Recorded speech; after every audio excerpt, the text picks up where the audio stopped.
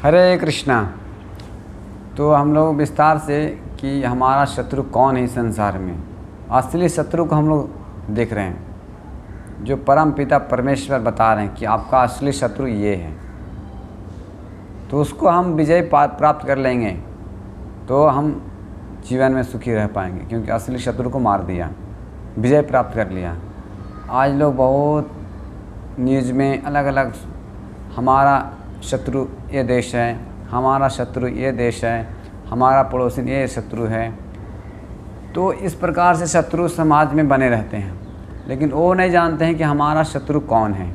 असली शत्रु जो अंदर है, उसके कारण हम बाहर देखते हैं कि हमारा शत्रु वो है, लेकिन असली शत्रु हमारे अंदर है। जब इस प्रकार से हम इस शत्रु को विजय प्राप्त कर लेंगे तो संसार में आप सुख शांति से रह पाएंगे। तो अभी हमारे कामना जो है उसमें बताएं कि हमारा शत्रु कौन है। काम रूपेण कौन्तेय, पिछले अध्याय में 39 नंबर हम लोग सुने थे। अभी 40 नंबर श्लोक में भगवान श्री कृष्ण बताते हैं कि इंद्रियाणि मनोर्बुद्धिः अधिष्ठानम् उच्यते यतैर्विमोहयति येष ज्ञान आवृत्त देहिनाम। अनुवाद इस प्रकार है, इंद्रिया, मन तथा बुद्धि इस काम के निवास स्थान है। इनके द्वारा यह काम जीवात्मा के वास्तविक ज्ञान को ढककर उसे मोहित कर देता है, मोहित कर लेता है। तो इस प्रकार से अभी भगवान यहाँ संकेत कर रहे हैं कि आपका शत्रु कहाँ कहाँ रहता है। मन, बुद्धि और इंद्रियां, मन और बुद्धि, तीन जगह बताते हैं हमारा शत्रु निवास स्थान कहाँ पे है। इंद्रियाएं, मन और बुद्धि, इस जगह पे है। तीनों जगह पे हमको कंट्रोल रखना पड़ेगा कि शत्रु हमारे अंदर घुस न जाए, और अंदर आने के बाद उसको हम किस तरह से कंट्रोल कर पाएँ। तो इंद्रियां बोले तो आँख हो गए, नाक हो गए, त्वचा हो गई, पैर हो गए। इस प्रकार से इंद्रियां हमारे हैं। टोटल 11 इंद्रियां होती हैं, 5 ज्ञान इंद्रियां और 5 ज्ञान इंद्रियां और मन होते हैं इसमें सम्मिलित। इस प्रकार से बुद्धि भी है। तो बुद्धि को और मन को और इंद्रियां को ये कैसे आता है हमारे अंदर। आत्मा तो शुद्ध है, तो आत्मा के अंदर ये कैसे प्रभावित कर लेता है, क्योंकि भगवान का अंश है। तो जब हम किसी चीज़ को देखते हैं आँखों से, तो आँखों के माध्यम से मन के बुद्धि से हृदय में आ जाता है, और चीज़ें हमारे बाहर फिर कभी याद आ जाती है देखने से।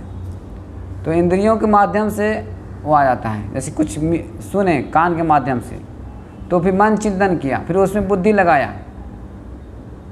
इस प्रकार से 3 जो महत्वपूर्ण चीज़ बता रहे हैं भगवान यहाँ पे, कि 3 चीज़ जो है इसी कारण से फिर आत्मा भौतिक चीज़ों का भोग करने के लिए आदत पड़ जाती है, उस चीज़ भोगने के लिए, और माया से प्रभाव से मोहग्रस्त हो जाते हैं। फिर अहंकार बढ़ जाता है जीवों का, तो फिर भगवान को भूल जाता है।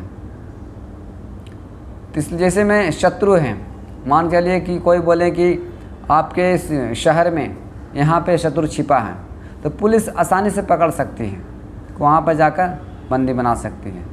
तो इसी प्रकार से भगवान जो बता रहे हैं कि हमारा शत्रु यहाँ पर रहती है, तो उस प्रकार से हम इसको शत्रु को कंट्रोल करें। जैसे इंद्रियां सर्प जैसे के बताया गया है, सर्प जैसा होता है ना, तो सर्प के उसको कंट्रोल करने के लिए सफेरा मौजूद होना चाहिए, तो सर्प को कंट्रोल कर सकता है। तो इंद्रियां को कंट्रोल आँखों का भगवान का दर्शन करने में, कानों का भगवान की कथा सुनने में, मुख को भगवान के नाम जप करने में, हरे कृष्णा कृष्ण कृष्ण हरे हरे, हरे राम राम राम हरे हरे। और दूसरा काम है भगवान के प्रसाद खाने में। इस प्रकार से जीवा का काम है। हम जीवा का कंट्रोल करेंगे तो हमारा पेट भी कंट्रोल होगा और उदर भी कंट्रोल होगा। पेट, उदर मतलब उपस्थ, तीनों चीज़ें एक लाइन में आते हैं, तो तीनों कंट्रोल हो जाएंगे। तो इंद्रियाँ और मन को भगवान के चिंतन में लगाना चाहिए। भगवान की सेवा कैसे किया जाए उसके बारे में चिंतन करना चाहिए। और बुद्धि को किस प्रकार से लगाएं, जैसे भगवान बोलते हैं ददामि बुद्धि योगम तम, बुद्धि को भी भगवान की सेवा में लगा सकते हैं।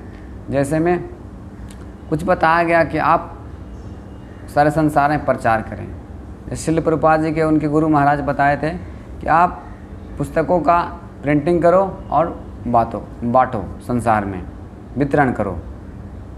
तो ये नहीं बताएं कि कैसे करना है, क्या करना है, कहाँ से पैसे आएंगे, क्या करना, नहीं बताएं ऐसा। तो बुद्धि लगाना पड़ेगा आपको। तो भगवान की सेवा में बुद्धि भी लगा सकते हैं। जैसे श्रील प्रभुपाद जी डिटेक्टाफोन से रिकॉर्ड करके लिखा जाता था। तो बुद्धि लगाएं कि किस प्रकार से हम पुस्तकों के लिखे जाए।